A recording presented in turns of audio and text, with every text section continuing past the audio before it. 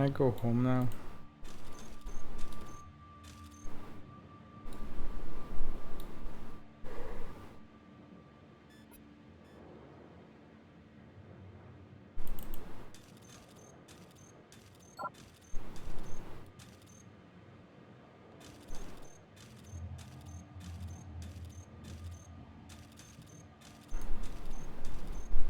You smell quartz and sand tempered in the sun.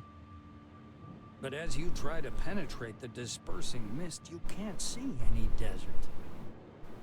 The world around you is full of pictures.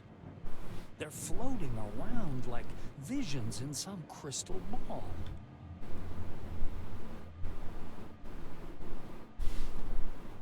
A hall covered with carpets.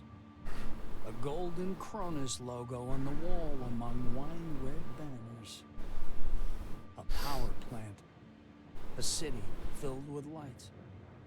Mercenaries, soldiers, armored vehicles moving through the cool wasteland in the night. That's a cool wasteland. The spire of a temple spire, its searchlight shining into the night sky. White corridors of research complexes. The visions fade one after another until only the last remains. The black silhouette of a strange building towering up from the lighter sand. This picture freezes before your eyes, as if giving sense to everything that came before.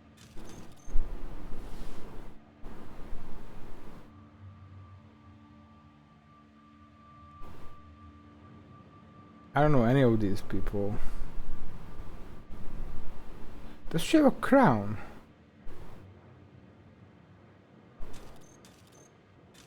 An unfamiliar woman steps out of the mist and looks at you with the wandering eyes of a mad person. She's wearing a tall, crudely made tin crown painted with gold powder enamel. She smiles, although on her, this expression is more like an evil grin. She begins to prowl around you in a circle, wary eyes locked on your face.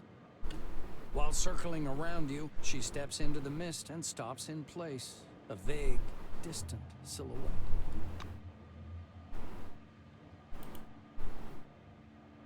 The fluctuant light slowly settles. A man and a woman stand before you. The woman rolls her eyes discontentedly. Are you serious? Tuesday, I tell you. Wednesday, I tell you. Thursday. How come I always repeat the same thing? I can't sleep without my pills. You're the man. What are they, You're Torbjörn? responsible for me. The nightstand. The top drawer. There they are. Oh, my pills. Just say pills before we go to sleep. Is that so difficult, Johan? She pushes him lightly on the shoulder. The man nods automatically, lost in thought. The woman clasps her hands in front of her chest. She's glowing with frustration. I can't depend on you, can I? I haven't been able to relax in years because I have to control the situation for both of us. Johan! Hello! My pills! P-I-L-L-S! Her shouts break through the man's pondering. He comes to his senses and stares at you in surprise. Then he turns to face his companion. Olivia, don't shout. Make a habit of putting your pills on your pillow. Anyway, this isn't about the pills. Olivia falters and points her finger at you. And what is this? Or who is this? Mind telling me, without the never-ending riddles, Johan. Just tell me. Johan gives you an appraising look. Is it Maelstrom? Hobbit's trying out a new device? I don't know, darling. Now, be so kind to take these goddamn pills since you remembered. And if you must yell to me quietly, I have a migraine. Alright. The woman It's a fever flings her dream. arms up fiercely and walks away into the mist. Johan lets her go ahead, then follows. The mist fades away. You see a short, dark-skinned man with a grim face. He's wearing a brightly colored turban. I don't know, homie. He looks tall and lean to me. You take a step towards him, and he strides forward as if to block your way. The ends justify the means, don't they? Have you scientists nothing better to do, Kimiko? He asks, looking upward. The stranger raises his hand, forcing you to stop. He looks up again. We have to be like the Soviet Union and Germany in the late 1930s. Mutual favors, mutual limits, parity. We've always worked on such terms. As he finishes speaking, his lips stop. The man in the turban keeps standing there, a lean figure looking angrily up.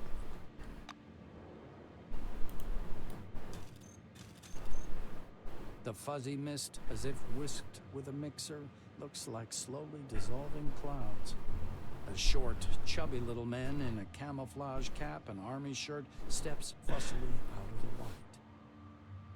So the short chubby man is this has the exact same body type as the tall lean people.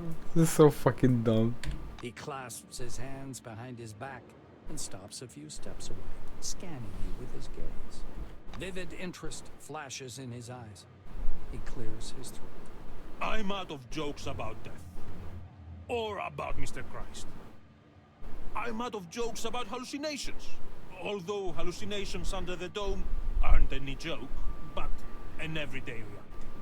The man circles you. His glance bounces from your face to your uniform to your shoes and back. But you are something else. So, let's see. A pre-war haircut, all-time uniform, clean and pressed. Shoes aren't worn out, just got them. He recites with enthusiasm. Being bald is a pre-war haircut. He frees his plump palm and carefully touches you with one finger. You are ethereal, but light-tight. You respond to my movements. You are not using an image that's familiar to me. You don't look like anyone I know. And your badge says... He raises himself on tiptoes and fixes his eyes upon your badge. The name. Of course. Of course. The name. He flings his arms about and leaves without even saying goodbye. The mist seems to slam shut behind his back, like a pair of wing doors closing. Like a pair of ding dongs closing.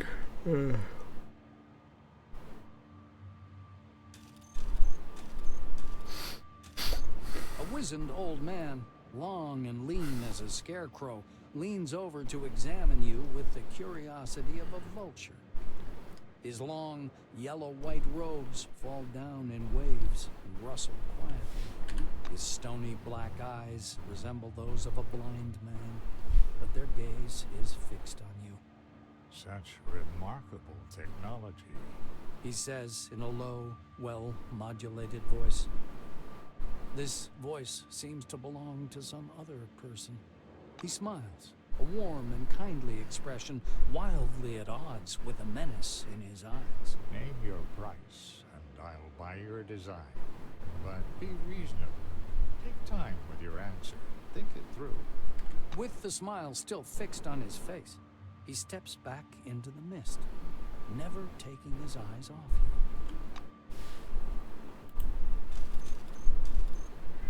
You hear heels clicking. A dark figure appears out of the mist. It's a tall and lean woman. It's a woman. You've never met her, but you feel as though you've seen her face 1,000 times. You even know the sound of her voice, although you have no idea where you could have heard it. She looks at you with surprise. Then she frowns pensively and steps closer. She stands so close you can see multicolored reflections in her bionic eye. After poking you to confirm your ethereal nature, she waves her hand left to right. Obviously, she's hoping to disperse you like mist. Naturally, she fails. The woman chuckles discontentedly and leaves. The clicking of her heels fades quickly away. Wait, how did we recognize her voice if she didn't say a single thing?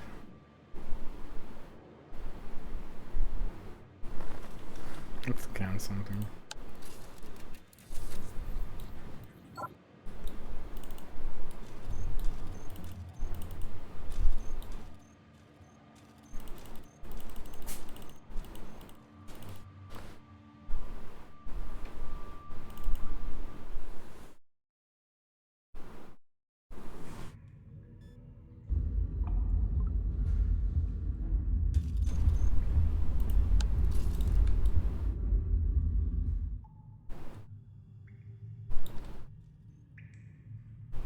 Where is everyone?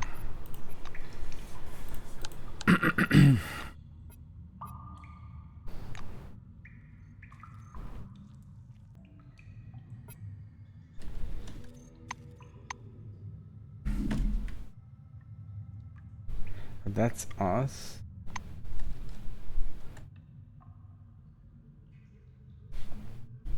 And this is where everything collapses.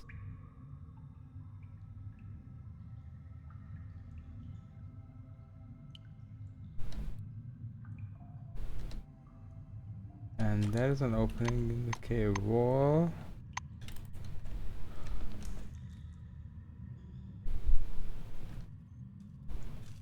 Let's still have everything I picked up. Okay, okay. I would be so upset. Like, I looted all this and I just lose it here. Oh boy. Well, it's been a good run.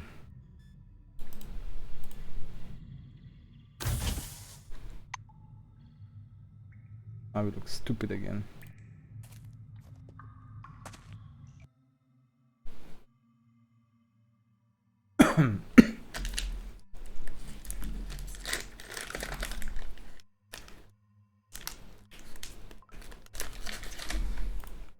Light.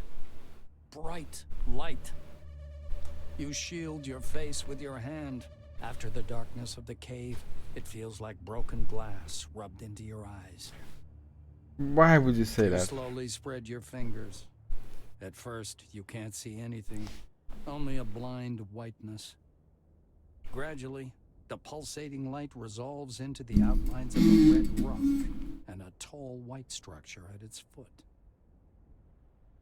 The screen on your Kairos blinks. The system reports an error while trying to update the built-in atlas. When the maps reload, the icons are gone. Only a single marker indicating your location remains. Well, you're still near Nashville, at least judging by the coordinates.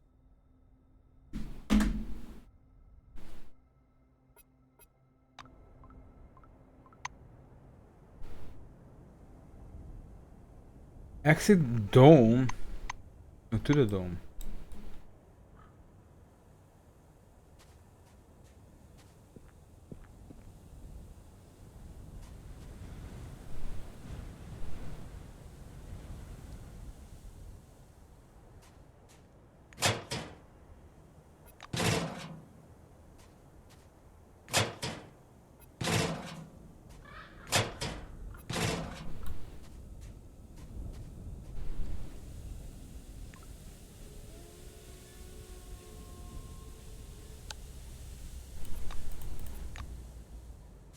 Prohibited. Employee currently deployed to the danger zone must leave. Encouraged to seek asylum. The city is far enough from... Don't panic.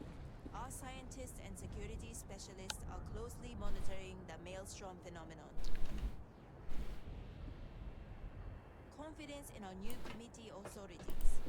The problem will be solved as soon as is feasible.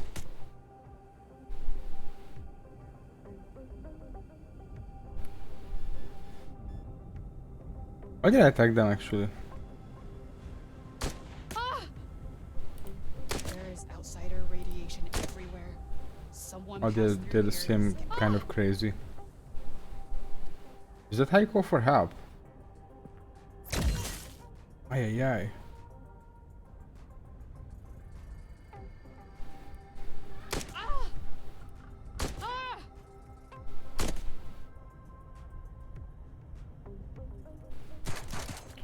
Oi oi oi.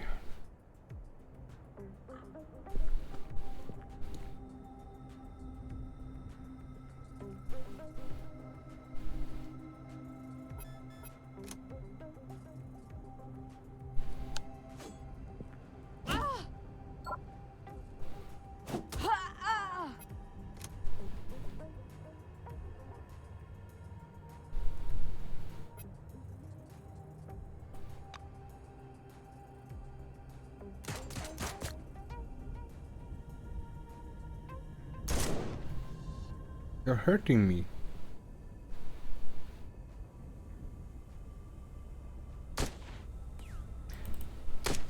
What's this, XCOM?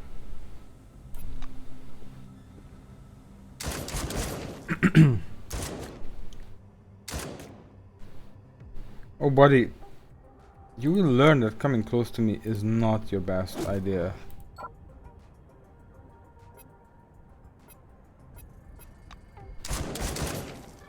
Maybe it is, actually. Stop scaring me!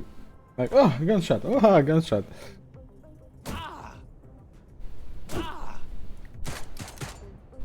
Okay, we're actually not doing too good.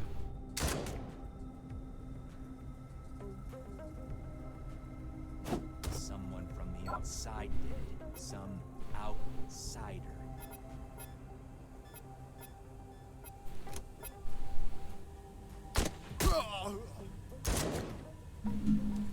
Someone touched us, covered our face with their scent.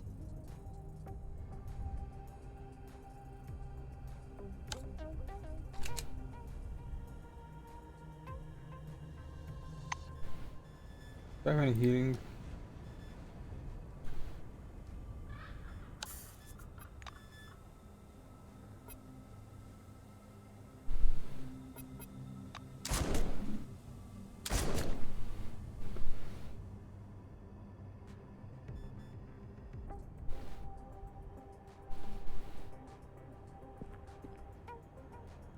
There is outsider radiation everywhere. Someone passed through here, scattering their light around. Ow.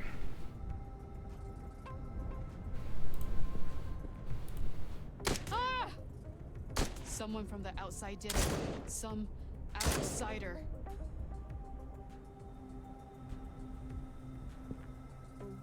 Ah! Someone touched us, covered our place with their scent. Ah! Oh my god, really?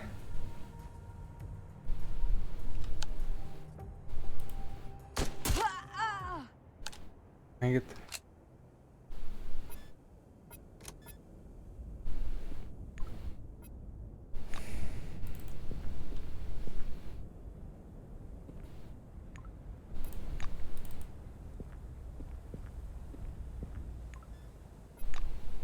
Oh, Sergeant was loaded.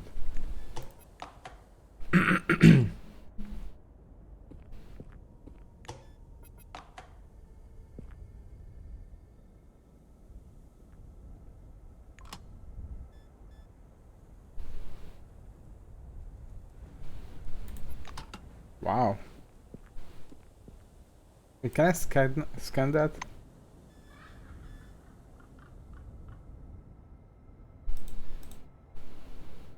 Oh.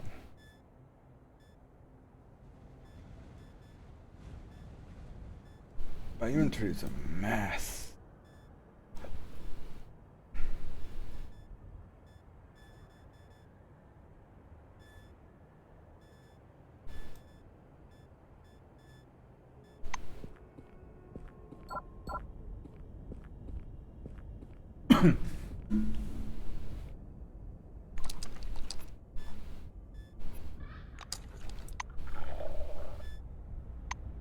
We don't have a lot of money. I thought like it kept picking up money, but maybe once we find someone who can buy our shit or this garbage that we collected, then things will change.